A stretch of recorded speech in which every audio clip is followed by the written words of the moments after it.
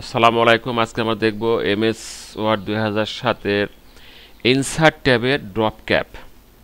তো ড্রপ ক্যাপের আইকনটা আপনারা এরকম দেখতে পাবেন। এই যে ইনসার্ট ট্যাবে ক্লিক করলাম, এই যে ড্রপ ক্যাপ ডানের দিকে আসতে হবে, এই যে ড্রপ ক্যাপ। তো ড্রপ ক্যাপ হচ্ছে কোন একটি অক্ষরকে বড় করা। এইটা একটা ইংরেজি টেক্সট এখানে আছে। এই যে প্রথমে আজ যে আছে না এইস, এটাকে আমি কি করব, বড় করব। এটা কিভাবে আমরা করব? এখানে মাউস পয়েন্টার রাখলাম,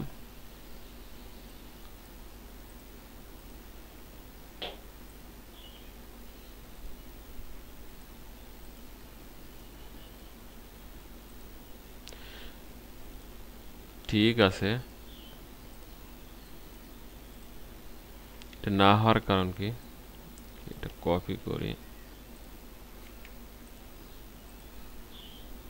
এই টেক্সটের সমস্যা কোথায়? আচ্ছা, সমস্যা থাকতে পারে, কোনো দিকে না যায়। আচ্ছা থাক এটা। এখন আমি চাচ্ছি যে এই যে হি আছে না, হিটাকে আমি কি করব, বড় করব, ড্রপ ক্যাপ করব। তাহলে এখানে মাউস পয়েন্টার রাখলাম, এই যে এখানে ড্রপ ক্যাপে আমি ক্লিক করলাম। ক্লিক করে ড্রপ ক্যাপের আমি উপরে ক্লিক করলাম, নট ডাউন অ্যারো, ঠিক আছে, উপরে ক্লিক করলাম। হ্যাঁ, ক্লিক করার সঙ্গে সঙ্গে দেখেন আসছে নান, ড্রপড। এই যে ক্লিক করলাম, ভালো করে খেয়াল করেন। ক্লিক করার সঙ্গে সঙ্গে কি হয়ে গেল, এইজটা বড় হয়ে গেল। তারপর কি, ইন মার্জিন। মার্জিন মানে আমার যে বাম পাশে মার্জিন দেওয়া আছে, তাহলে কি হবে, আমার এই ড্রপ ক্যাপটা কোথায় চলে যাবে, মার্জিনের মধ্যে চলে যাবে। আমি মার্জিনের মধ্যে চাচ্ছি না, মার্জিন ছাড়াই আমি এদিকে রাখতে চাচ্ছি এটা। এখন এর আরও ফাংশন আছে, সেটা হচ্ছে এই যে ড্রপ ক্যাপ অপশন। আমি অপশনে গেলাম। আমি যদি মনে করি যে এখানে এই যে লাইন টু ড্রপ, আমি কয় লাইন ড্রপ করবো, এখানে দেখেন 1 2 3 লাইন ড্রপ আছে। আমি 5 লাইন করে দিলাম, তাহলে এখানে এইচটা কিন্তু 5 লাইনের জায়গা দখল করে নেব। দেখেন এই যে 1 2 3 4 5, 5 লাইনের জায়গা দখল করে নিল ড্রপ ক্যাপ। এবার হচ্ছে ডিস্টেন্স ফ্রম টেক্সট। এই যে ডান পাশে যে টেক্সট আছে না, এই টেক্সটটা কি হয়েছে, এইচের সাথে একবারে কি অনেকটাই ক্লোজ। তো আমি কি দূরত্ব বাড়াই দেবো, এখানে 1 ইঞ্চি বাড়াই দিলাম। দেখেন দূরত্ব কিন্তু 1 ইঞ্চি বেড়ে গেল। ঠিক আছে, এইভাবে আমরা কি করতে পারি, দূরত্ব বাড়াইতেও পারি, কমাইতেও পারি। এই হচ্ছে ড্রপ ক্যাপ, এটা হচ্ছে ড্রপ ক্যাপ। এইভাবে আমরা এগুলো ইউজ করে কমাইতেও পারি, বাড়াইতেও পারি। ঠিক আছে, এখন এই হলো ড্রপ ক্যাপের ব্যবহার। এখন আমি যাব সিগনেচারে। সিগনেচার মানে কি? সিগনেচার মানে হচ্ছে কোনো কিছু স্বাক্ষর করা, তাই না? আমি এখানে আমার সিগনেচার দেব এই জায়গাতে। তো সিগনেচার আমি ক্লিক করতেছি, ক্লিক করলাম। ক্লিক করার সঙ্গে সঙ্গে একটা পপ আপ, একটা মেনু আসলো। এখানে বলছে সাজেস্ট সিগনেচার। আমি নাম দিলাম জহুরুল। সিগনেচার টাইটেল, টাইটেলটা কি হবে? আচ্ছা, তো এখানে কি দেব, ম্যানেজার। আচ্ছা, দেওয়া আছে এক্সাম্পল। এখন মনে করেন আপনি হেড মাস্টার, তাহলে এখানে দিতে পারেন মাস্টার, দেন হেডমাস্টার। এখানে ইমেল অ্যাড্রেস দিতে পারেন। ঠিক আছে, আমি দিয়ে ওকে দিলাম। এই যে চলে আসলো সেই সিগনেচারের অপশনটা। এই যে এইভাবে কি করতে পারি, আমরা সিগনেচার অ্যাড করতে পারি। ঠিক আছে,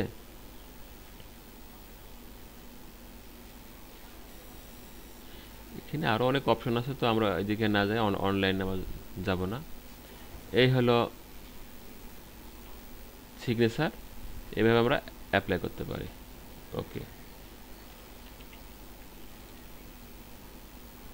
তারপর আসছে date and time. Date and time click করলাম। ক্লিক করে এখানে বলছে আমি ডেট অ্যান্ড টাইম চাচ্ছি। এখন কোনটা চাচ্ছি, মানে এখানে বিভিন্ন ধরনের ফরম্যাট আছে, ঠিক আছে, আমি এটা চাচ্ছি। ওকে, চলে আসবে।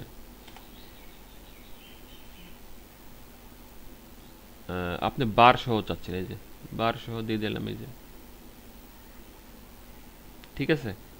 এইভাবে আপনি ডেট অ্যান্ড টাইম ইনপুট করতে পারবেন। তারপর আছে অবজেক্ট। আমি এই পেজে আসবো, অবজেক্টের বিষয়। হ্যাঁ, অবজেক্ট। তো অবজেক্ট হচ্ছে যে আমার যখন এই ওয়ার্ডে এক্সেলের কোনো কাজ করার প্রয়োজন হবে তখন এই অপশনটি ব্যবহার করতে পারি। তো আমি ক্লিক করলাম অবজেক্টের উপরে, একটা পপ আপ একটা মেনু আসলো। যদি এটা ক্রিয়েট নিউ, এটা আমি নতুন তৈরি করব। যদি আমার তৈরি করা থাকে আগে, তাহলে ক্রিয়েট ফ্রম ফাইল। যদি আমার তৈরি করা থাকে তাহলে এখানে ক্রিয়েট ফ্রম ফাইল এখানে ব্রাউজ করব, করে কোথায় আছে, ধরেন ডেস্কটপে আছে, মনে করেন এইটা আমি তৈরি করি, তাহলে এটা কী করবে, ইনসার্ট দেবো, তাহলে চলে আসবে। যদি আমার তৈরি করা থাকে সেক্ষেত্রে, যদি আমাদের তৈরি ডিসপ্লে অ্যাস আইকন দিলে কি হবে, এই যে এরকম একটা আইকন আকারে আসবে, যে, ঠিক আছে। আমি এখনই দেখাতে চাই। তাহলে অবজেক্টে গেলাম, আমি কি করব, এক্সেলের কাজ করব। এখানে এখানে অনেক কাজ আছে, অনেক অপশন আছে, আপনারা দেখবেন। তো আমি এই যে এক্সেল দেব, ডিসপ্লে অ্যাজ আইকন। আমি আইকন হিসেবে চাচ্ছি না, আমি শিট হিসেবে চাচ্ছি, ঠিক আছে। এই যে এক্সেলের শিট চলে আসলো, দেখেন। এবং এক্সেলের কি আসলো, এক্সেলের ওই ডিজাইনগুলো চলে আসছে। এই দেখেন, দেখেন কত রকম ডিজাইন আসছে এক্সেলের, ঠিক আছে। আমরা এখন কিছু কাজ করব। আমরা ধরেন একটা ছেলে কিছু নাম্বার পেয়েছে, ম্যাথ, বাংলা, ইংলিশ। তাহলে ম্যাথে পেয়েছে 60। এক আচ্ছা, এটাকে আমরা কাজ করতে পারি।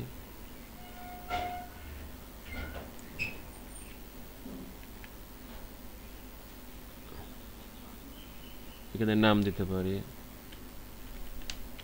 স্টুডেন্টের নাম দিলাম,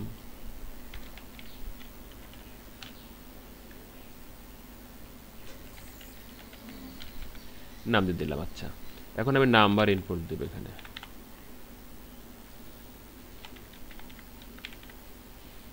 নাম্বার ইনপুট দিচ্ছি, দিয়ে দিলাম। এখন এরভাবে নাম্বার ইনপুট দেওয়ার পর আমি কি করব, যোগ করব।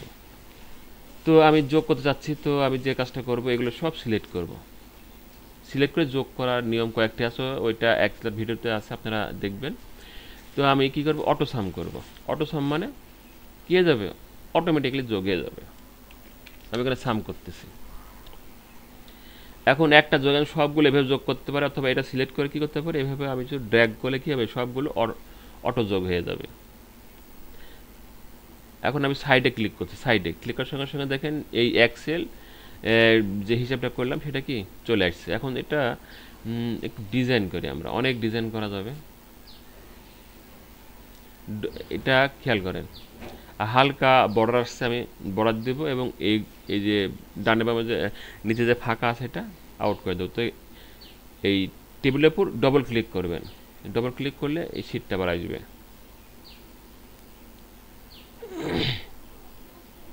ঠিক আছে, আমি বর্ডার দেবো। এইভাবে সিলেক্ট করবেন, মাউস পয়েন্টার দিয়ে ড্র্যাগ করে সিলেক্ট করে কি করবো, এটা বর্ডার দেবো। এই যে এখানে আসবে, হোমের এখানে এসে অল বর্ডার্স, অল বর্ডার্সে ক্লিক করার সঙ্গে সঙ্গে বর্ডার চলে আসবে। এখন আমি লেখাগুলো চাচ্ছি যে টাইম নিউ রোমান্স হবে, ঠিক আছে। আমি টাইম নিউ রোমান্স, এই যে টাইম নিউ রোমান্স দিলাম, ফন্ট সাইজটা 24 করে দিলাম।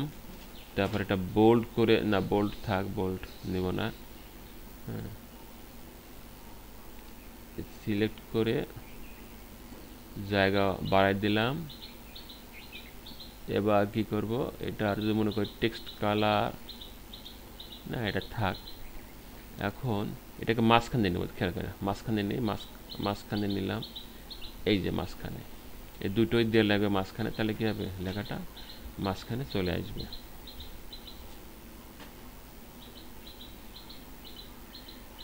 এইবার আমি কী করবো, এই যে এই জায়গাতে, সব জায়গাতে না, শুধু এই যে এখানে একটা পয়েন্ট দেখতে পাচ্ছেন, কালো পয়েন্ট, এই যে এখানে একটা কালো পয়েন্ট দেখতে পাচ্ছেন, এই যে একটা কালো পয়েন্ট, এইভাবে মাউস পয়েন্টটা চেপে ধরে উপরে নেবেন।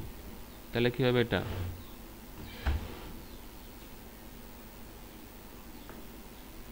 আমি এই টেবিলটা একটু জায়গা চাচ্ছি, ডাবল ক্লিক করতেছি।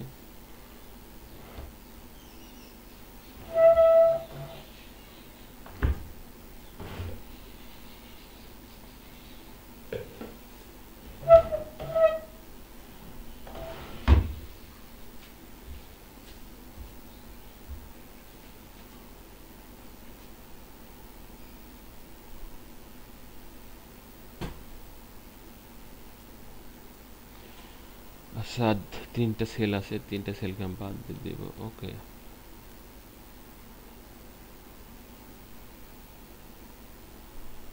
তিনটা সেল আছে, এই যে মাউস পয়েন্টার চেপে ধরে এভাবে ছেড়ে দেবেন, বাস সিলেক্ট হয়ে যাবে। এই যে সিলেক্ট হয়ে গেল। ঠিক আছে, এইভাবে আমরা অবজেক্টে গিয়ে কি করতে পারি, আগের কোনো ফাইল থাকলে সেটা ইনপুট করতে পারি, অথবা নতুনভাবে কি করতে পারি, ক্রিয়েট করতে পারি। এই হলো অবজেক্টের কাজ।